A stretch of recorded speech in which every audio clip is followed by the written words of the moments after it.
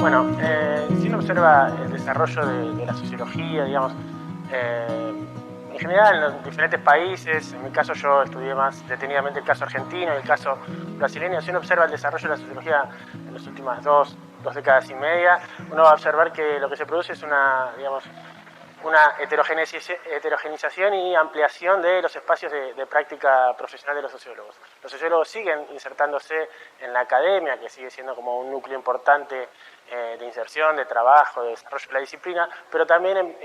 desembarcan en otras esferas que hasta allí, digamos, no habían ocupado un papel tan importante en la forma en que la sociología se desarrollaba en la sociedad. Sobre todo a partir de los años 90, en Argentina, en Brasil, creo que en América Latina en su conjunto, hay un proceso de reformas estructurales, digamos, la penetración del neoliberalismo con todos los cambios que conllevó en diversas instituciones que hicieron que diversas instituciones devinieran demandadores de personal calificado, entre ellos sociólogos. Uno puede pensar los cambios en el mundo de las empresas, la llegada también de empresas multinacionales que traen, digamos, sus lógicas de operación que suponían contratar recursos humanos calificados, entre ellos aquellos encargados del estudio del consumo, de lo que las personas desean, para, digamos, proyectar estrategias de marketing, también el área de recursos humanos. Si uno observa el mundo del Estado, el mundo del Estado se embarcó en un proceso de reformas que también buscaron profesionalizar con buenos o malos resultados, digamos, la función pública. En ese sentido, los sociólogos desembarcan en diversas áreas, claramente aquellas más vinculadas con lo que tradicionalmente se había relacionado a la sociología, como podríamos pensar desarrollo social, asistencia social o trabajo, pero también en otros ministerios como seguridad, defensa o incluso economía. Los sociólogos ocupan posiciones, digamos, y desarrollan labores bien diversas, de la producción de información, el análisis de información, diagnóstico, hasta también en algunos casos el diseño de la política, la aplicación de la política y demás. Otro ámbito que resulta relevante es el de las ONGs, que, digamos, tienen un origen anterior a los años que estamos hablando, pero en los 90 también se enmarcan en un proceso de profesionalización, donde al lado de la figura más tradicional del militante que formaba una organización en función de cierto problema social o cierta causa que lo convocaba, aparecen la necesidad de reclutar profesionales porque, hay todo un mercado de la filantropía que exige hacer proyectos profesionalizados, de hacer informes, evaluar impacto, que supone un espacio para ese know-how que los sociólogos tienen y que muchas veces, en principio, era asociado por estos actores que lo demandaban a la capacidad de analizar, producir información sistemática. Muchas veces la asociación del sociólogo con los métodos más cuantitativos, digamos, ¿no? Pero no quiere decir que su labor se reducía justamente a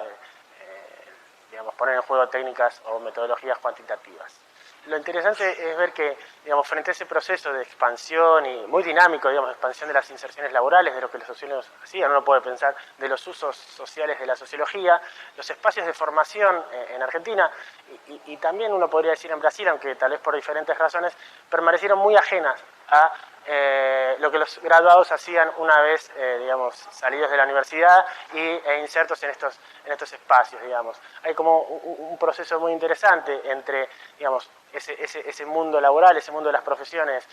cambiante, que genera nuevos nichos, y una carrera, un conjunto de carreras que permanecía muy cerrado a esos procesos. En el caso de sociología de la UBA, esto es particularmente llamativo porque, por diferentes razones que tienen que ver con la tradición universitaria argentina, del ingreso irrestricto y demás, la mayor parte de los docentes, que eran muy numerosos, eran profesores con dedicación simple, con dedicación de tiempo parcial. Solo eran profesores, no desarrollaban labores académicas en la carrera o en la facultad, y por lo mismo desarrollaban muchas veces labores en consultoras o en el Estado y demás, pero sin embargo a la hora de dar clases, se presentaban y ofrecían sus cursos como si fuesen académicos, Hay casos arquetípicos de consultores muy famosos que enseñaban teoría sociológica dejando de lado sus experiencias justamente como consultores. Esto no era por una cuestión simple de su voluntad, sino por los sentidos que se tornaban dominantes de lo que era ser sociólogo y lo que hacía un sociólogo. Un sociólogo era alguien crítico, muy disociado de las necesidades más mercantiles de la sociedad y para algunos incluso contra el Estado, que pensaban más el Estado en términos de la visión clásica marxista como un instrumento de opresión, donde no había lugar para los sociólogos. De ahí que, digamos, no se generaba un marco muy receptivo para este otro tipo de sociologías. Si uno ve ese proceso en el caso de la UBA, ve que el plan de estudios que se aprobó luego de la vuelta de la democracia, en el año 87, digamos, va a ver que ese plan de estudios continúa aún vigente. Digamos, como que hay un cambio muy acelerado de las transformaciones del mundo del trabajo y la carrera queda, digamos, más estática.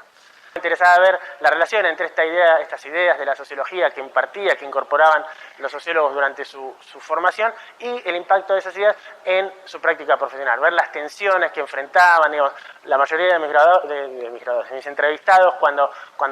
sobre todo los que se habían volcado al Estado o más que nada los del mundo privado, habían vivido ese proceso como un proceso de profunda crisis. Muchos decían una crisis ecológica. Lo que uno podía pensar ahí es que lo que había era una crisis derivada de la distancia entre la idea de lo que iban a hacer una vez graduados o de lo que debía ser un sociólogo y lo que ellos hacían. Digo, esta es una tensión que en realidad pervive en esta institución, en la UBA, pero en muchas otras instituciones donde prima esta idea del sociólogo como un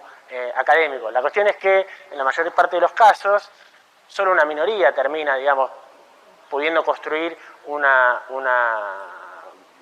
profesión puramente académica en términos de docencia e investigación en alguna institución académica. Una cosa interesante para destacar en este marco es que, por lo general, los sociólogos que se insertan en estas otras esferas no reniegan de la formación que tuvieron. Ellos siguen valorando la formación que en este caso la carrera de Sociología de la UBA les dio, esta mirada crítica, esta mirada amplia, esta mirada que ellos llaman teórica, digamos, de haber leído muchos autores, digamos, dejando de lado las cuestiones más metodológicas, técnicas. Ellos la reivindican. Lo que sí cuestionan es la cuestión de esta censura, este complejo que había para hacer otras cosas. Y en ese marco lo que yo pude reconstruir a partir de mi investigación es que estos sociólogos se embarcan en un conjunto de resignificaciones de la idea de sociología, que es muy interesante, digamos, empiezan a, digamos, siguen valorando la formación que recibieron, le valoran a la actividad académica la cuestión de la autonomía, la posibilidad de que estos investigadores puedan desarrollar su tema de investigación con mayor profundidad, con mayor rigor, cosas que ellos muchas veces por cuestiones de tiempo, por la premura que impone el trabajo para un cliente o un empleador, impone, no pueden hacer, pero a la vez digamos, desarrollan todo un conjunto de críticas al mundo académico que tienen que ver con que el mundo académico, y apelo a metáforas de ellos, vive en un tupper, vive en una burbuja, no tienen incidencia, no hacen cosas prácticas, incluso aquellos que trabajan, no sé, promoviendo la venta de algún producto particular, que a veces en las grandes empresas tipo Unilever están encargados de un producto, un shampoo, un desodorante, ¿no? Ellos reivindican la posibilidad de que lo que hacen tiene un impacto. Ahora, lo que me parece como interesante ahí es que en estas disputas por distinguirse y redefinir estas jerarquías entre lo académico y lo no académico, muchas veces ambos bandos terminan, digamos, reificando la distancia que hay entre un mundo y otro, digamos. Unos reivindicarán la cosa más práctica, otros la cosa más intelectual, pero los dos, digamos, parten del hecho de que hay un hiato, una distancia muy grande, y eso me parece que empobrece los diálogos entre un mundo y otro. No hay, más allá de que los sociólogos puedan circular en términos individuales, no hay instancias institucionales que articulen esos mundos. Entonces uno puede pensar que el mundo de la investigación de mercado podría beneficiarse mucho de una instancia de diálogo que uno puede pensar deberían proyectarla a las universidades con el mundo académico, con los estudiantes, y a su vez el mundo académico nutrirse de la cantidad enorme de datos y de insights y de conocimiento que tienen sobre los consumidores estos otros sociólogos en función de las investigaciones académicas. Creo que ahí uno nota,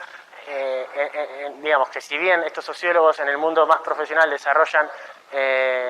interesantes labores, muchas veces con responsabilidades muy importantes, hay poco diálogo con lo que se desarrolla en el mundo académico y viceversa.